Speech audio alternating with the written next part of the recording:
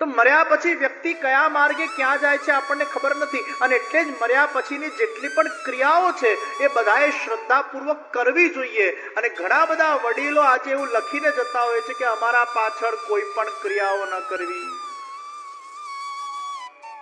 આવું ભૂલે ચૂકે લખીને નહીં જતા, કારણ કે આવું લખીને જશો તો તમારે જ મર્યા પછી ક્યાંક હેરાન થવાનો વારો આવશે.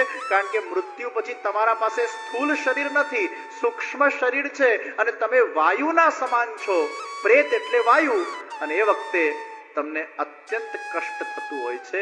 આ પ્રેત યોની બહુ કષ્ટદાયી યોની છે, અને એમાં જે કંઈ પણ મર્યા પછીના ક્રિયાક્રમો છે એ શ્રદ્ધાપૂર્વક કરવા જોઈએ, નહીં તો તમે જ હેરાન થશો. કારણ કે તમે પછી પ્રેત બનીને ન તમે કોઈને દેખાઈ શકશો, ન તમારો અવાજ કોઈને સંભળાશે, અને તમે દુઃખમાં ને કષ્ટમાં હશો. તમે કંઈ તમારા છોકરાઓને કે તમારા સગા સંબંધીઓને તમને જે કષ્ટ થાય છે એ વર્ણી પણ નહીં શકો. એના કરતા જે આપણા શાસ્ત્રના અંદર જે કંઈ પણ મર્યા પછીની ક્રિયાઓનું વિધાન છે એ ચોક્કસ શ્રદ્ધાપૂર્વક કરવું જોઈએ, અને શ્રદ્ધાપૂર્વક જે કરવામાં આવે એને જ શ્રાદ્ધ કહેવાય. સામેવાળાને એની જરૂરિયાત છે કે નથી એ તમારે વિચાર નથી કરવાનો, પણ શ્રાદ્ધ અવશ્ય કરવાનું છે.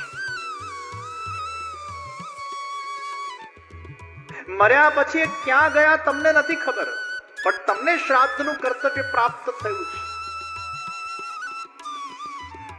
તમે કોઈ મોબાઈલનું બિલ ભરી દીધું હોય, અને છતાંય તમારા પર પેલા મોબાઈલ વાળા કોઈકનો ફોન આવે કે બિલ ના ભર્યું હોય તો ભરી દેજો. પછી મેસેજ આવે કે pay the bill urgently, and if paid ignore the message. તો તમે પેલા મોબાઈલ કંપની વાળા સાથે ઝઘડો કરવા નથી જતા કે તમે મને આવા મેસેજો મોકલો છો, મેં બિલ પે તો કરી નાખ્યું છે. ત્યારે પેલા કંપની વાળા કહેશે કે અમે લખ્યું જ છે કે ના ભર્યું હોય તો ભરી દેજો, અને ભરી દીધું હોય તો મેસેજને ઇગ્નોર કરી નાખજો. અમારું કર્તવ્ય છે તમને મેસેજ મોકલવું. એ તમને લાગુ થાય છે કે નથી થતું એ અમારે નથી જોવાનું. એમ શ્રાદ્ધ કરવું એ આપણું કર્તવ્ય છે. સામેવાળાને લાગુ થાય કે ન થાય એ આપણે નથી જોવું. ગોકર્ણજીએ ગયામાં શ્રાદ્ધ કર્યું તો પણ આનો પ્રેત યોનિમાંથી ઉદ્ધાર નથી થયો, અને જુદા જુદા આકૃતિથી એને દેખાવા લાગ્યા છે. અને ત્યારે તું વાસના અંદર આવીને બેઠો 7 દિવસની, તું વાસના અંદર આવીને બેઠો 7 દિવસની ભગવત કથા નું શ્રવણ પ્રેત યોનિમાં એને કર્યું, અને એક એક દિવસ એક એક વાસ છૂટતી ગઈ. અને એમ કરતા કરતા 7મા દિવસે વિષ્ણુ દૂતો વિમાન લઈને આવ્યા, અને ધુંધુકારીને એ વિમાનમાં બેસાડીને ભગવત ધામમાં લઈ ગયા.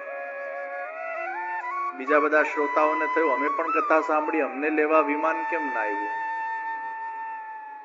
એટલે પછી કહેવામાં આવ્યું કે આ બધાએ કથા તો સાંભળી, પણ કેવલ સાંભળી, અહીંથી સાંભળીને અહીંથી કાઢી નાખી.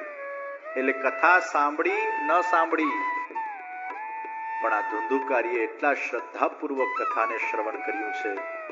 અને શ્રવણ નથી કર્યું, એનું મનન કર્યું, એનું ચિંતન કર્યું, નિધિધ્યાસન કર્યું. શ્રવણ, મનન, નિધિધ્યાસન આ ત્રણે એ ધુંધુકારી દ્વારા કરવામાં આવ્યું છે. એટલે એનો વિશેષ રૂપે ભગવાને ઉદ્ધાર કર્યો. પુનઃ ગોકર્ણજીએ પાછી બીજી વાર કથા કરી, અને પછી બીજા શ્રોતાઓએ પણ એ રીતે કેવલ શ્રવણ નહીં, એનું મનન કર્યું, એનું ચિંતન કર્યું, અને એમ કરતા કરતા એમાંથી અમુક જે વિરલ જીવો હતા એનો ઉદ્ધાર થયો. તો શ્રવણ કર્યા પછી એનું મનન થવું જોઈએ, મનન પછી એનું ચિંતન, નિધિધ્યાસન થવું. સાંભળેલા વિષયોને આપણે આપણા જીવનમાં આત્મસાત કરવાના. ભૂતકાળની વાતોને, ખરાબ વાતોને, નેગેટિવ વાતોને, કોઈ ભયવાળા વિષયોને, ભવિષ્યના વિષયોને અકારણ વાગોડ્યા કરીએ, વાગોડ્યા કરીએ, વાગોડ્યા કરીએ, અને એના ચિંતામાં રહીએ, ચિંતન ન કરીએ. હંમેશા સારી વાતોનું ચિંતન કરો, અકારણ ચિંતા ન કરો. 70 વર્ષના ડોશીમાં એટલી ચિંતા કરતા. મેં કીધું ડોશીમાં ચિંતા શેની છે? તો ડોશીમાં કે મારા ત્યાં દીકરાના દીકરીના દીકરાનો દીકરો હજી પરણ્યો નથી. મેં ડોશીમાન કીધું 70 વર્ષે આ બધું લપ કરવા કરતા ભગવાનનું જપ કરો. હવે આ ચિંતા તમારે નથી કરવાની. તમે પરવારી ગયા, તમે બધાને પરણાવી દીધા કે નહીં? તમારા દીકરાઓ પરણી ગયા એટલે તમે છૂટા. પછી દીકરાઓના દીકરાઓ ક્યારે પરણે કે ન પરણે એ ચિંતામાં તમારે પડવાની જરૂર નથી. તમારું દાયિત્વ, તમારા દીકરાઓને તમે પરણાવી દીધા એટલે તમારી જવાબદારી પૂરી થઈ ગઈ. પછી તમે બેબી સિટિંગ કરો એ તમારો વ્યક્તિગત નિર્ણય છે, એ તમારું દાયિત્વ નથી. બેબી સિટિંગ કરવું તમારું દાયિત્વ નથી. પછી તમે સ્નેહપૂર્વક પ્રેમથી કરો એક જુદી વાત છે, અને કરવું પણ જોઈએ, એમાં કઈ ખોટું નથી, સ્વાભાવિક છે, આપણું કર્તવ્ય છે. પણ તમારા દીકરા દીકરીઓ પરણી ગયા એટલે તમારી જવાબદારી પૂરી થઈ ગઈ કહેવાય. પછી વાનપ્રસ્થ આશ્રમ છે, પછી આ શરીર મળે. શરીર માધ્યમ ખલુ ધર્મ સાધન. પછી આ શરીરના માધ્યમથી આત્માનું કલ્યાણ કરવાનું છે. કારણ કે અનેક વાર આપણને આ શરીર મળે છે, અનેક વાર આપણને આ જીવન મળે છે, અનેક વાર આપણને આ પરિવાર મળે છે, અનેક વાર આપણે જન્મીએ છીએ ને મરીએ છીએ. આ ચાલતું જ જાય છે. આમાંથી આપણે બહાર જ નથી નીકળતા. ક્યારે બહાર નીકળીશું? આ જીવન મૃત્યુના ફેરામાંથી મુક્ત આપણે નિશ્ચિત એનું ચિંતન. કાલે એક્ઝેક્ટ 3 વાગે કથાનું શુભારંભ થઈ જશે. આજે થોડુંક 15 મિનિટ વિલંબ થયું હતું, પણ કાલથી એક્ઝેક્ટ 3 વાગે આપણે કથાનું શુભારંભ કરીશું. કારણ કે સાંજે પછી કથા આપણે સમયસર પૂરી કરીએ. અંધારું થઈ જાય છે, ઠંડીનો સમય છે, અને પાછું આપ દૂર દૂરથી બધા આવતા પણ હોય છે, અને પાછું ઘરે અમુકને રાંધવાનું હોય છે અને ભોજન ઘરે કરવાનું હોય છે. એટલે આપણે સમયસર કથાને પૂરી કરવી હોય તો 3 વાગે એક્ઝેક્ટ કથાનું શુભારંભ કરીશું. બોલો ગિરિરાજ ધરણ કી જય. તાપી પુત્ર સૂર્ય પુત્રી તાપીના નદી કિનારે વસતું સુરત ગામ, અને આ સુરતની ધરતી એ દાનવીરની ધરતી કહેવાય. અને અહીંયા દાતાઓ ખૂબ સારા વસે છે, અને એવા જ સુરતના દાતાશ્રી અને જેનું ખૂબ સારું એવું નામ એવા સુનીભાઈ ગજેરા, વસંતભાઈ ગજેરા આપણી વચ્ચે ઉપસ્થિત છે. આપણે મહારાજશ્રીને વિનંતી કરીશું કે માળાજી અર્પણ કરશે. અને આ સિવાય ખૂબ સરસ મજાનું આજનું જે કથાનું રસપાન કરાયું છે એવા શ્રી વ્રજરાજજી મહોદય શ્રી, જેના મુખરસથી આપણને ખૂબ સરસ મજાનું આજે કથાનું રસપાન થયું છે. સાથે સાથે ઘણા બધા મહેમાનો અતિથિઓ પણ આપણી વચ્ચે ઉપસ્થિત થયા છે. એને હું વિનંતી કરીશ કે આવો આજની આરતીનો લાહવો લેશું. દરેક સ્નેહીજનોને ખાસ વિનંતી કે કાલે ફરી પાછું આપણે 3 વાગે એ કથાનું રસપાન કરવા માટે અવશ્ય પધારવાનું છે. દરેક વૈષ્ણવ સ્નેહીજનોને ખાસ નમ્ર વિનંતી કે વધુમાં વધુ આપણે આ કથાનો લાહવો લઈએ, અને સાથે સાથે આપણે બહાર એક ખૂબ સરસ મજાનું રક્તદાન કેમ્પનું પણ આયોજન કરેલ છે. તો વધુમાં વધુ રક્તદાન પણ આપણે આપીશું. દરેક વ્યક્તિ જેના નામ બોલું છું ઝડપથી આ આરતી માટે આગળ આવશો. જનકભાઈ તળાવિયા, ધારાસભ્ય શ્રી લાઠી બાબરા, કનુભાઈ ગેઠિયા, કોર્પોરેટર શ્રી ધીરુભાઈ પાંચાણી વઢા, નાથજીભાઈ થડુ થવી, સાગરભાઈ મોદી પોરબંદર, રંજનબેન વેકરિયા માજી ડેપ્યુટી મેયર, રંજનબેન વસોયા, ત્યારબાદ મનસુખભાઈ ફળદુ, રોનકભાઈ કુંજડિયા પરિવાર સાથે, ભરતભાઈ ચાંચડ, દીપજીભાઈ બારમણ સાવજી, મોહનભાઈ ગાંધી, ભૂપતભાઈ પાંચાણી, લાલજીભાઈ બાવળિયા, કનુભાઈ બાવળિયા, મોહનભાઈ ગઢાણિયા, પરસોત્તમભાઈ મોહનભાઈ સાવલિયા, મયુરભાઈ સોની, કંચનબેન ધામેલિયા, સતીશભાઈ મકવાણા, ગોરધનભાઈ ગોંડલિયા એડવોકેટ, ધીરુભાઈ થડુ, મનસુખભાઈ સેંજલિયા, વિજયભાઈ વાડોદરિયા, દેવમ ગ્રુપ. જે પણ સ્નેહીજનોના નામ બોલું છું એ ખાસ ઝડપથી સ્ટેજ પર આવજો.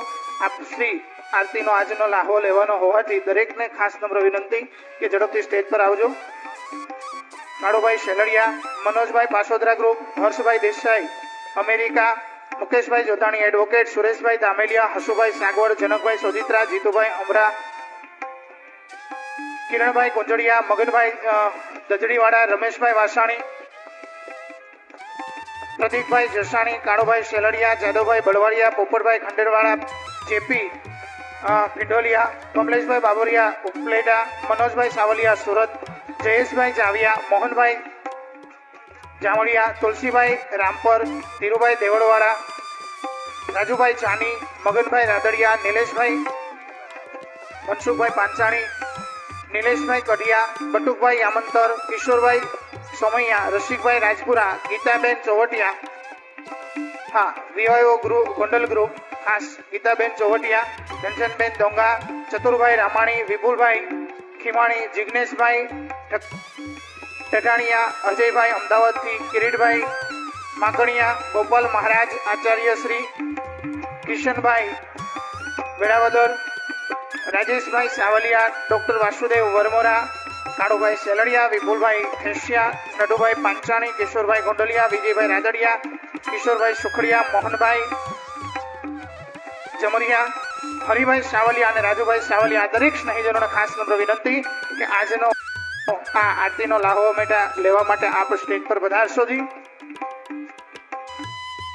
આજનો આ તૃતીય દિવસ જેનો આપણે કથાનું રસપાન કર્યું, ખૂબ સરસ મજાની એક વાત. વિપુલભાઈ રાદડિયા દજડીવાળા ઝડપથી સ્ટેજ પર આવશો.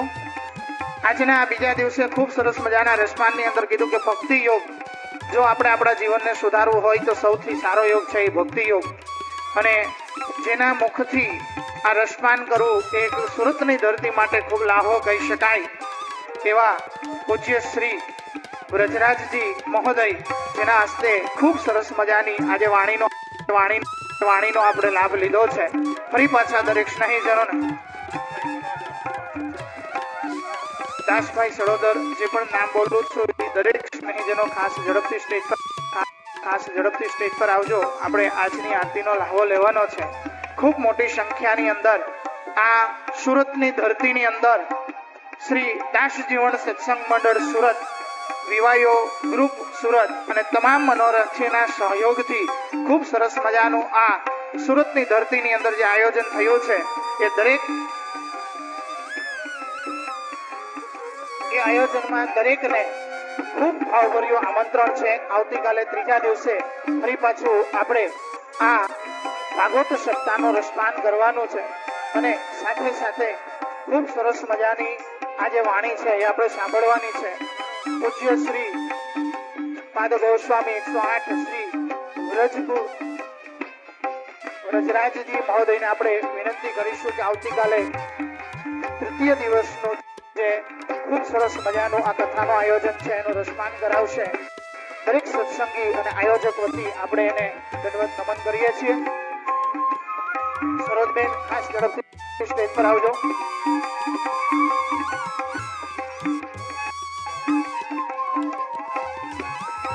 જે પણ સ્નેહીજનો અને જે પણ વડીલો ખાસ જે મહેમાન તરીકે આવેલા છે, જેના નામ બોલાયેલા છે, દરેક સ્નેહીજનોને ખાસ નમ્ર વિનંતી કે ઝડપથી સ્ટેજ પર આવશો અને આજની આ આરતીનો આપણે લાભ લઈશું.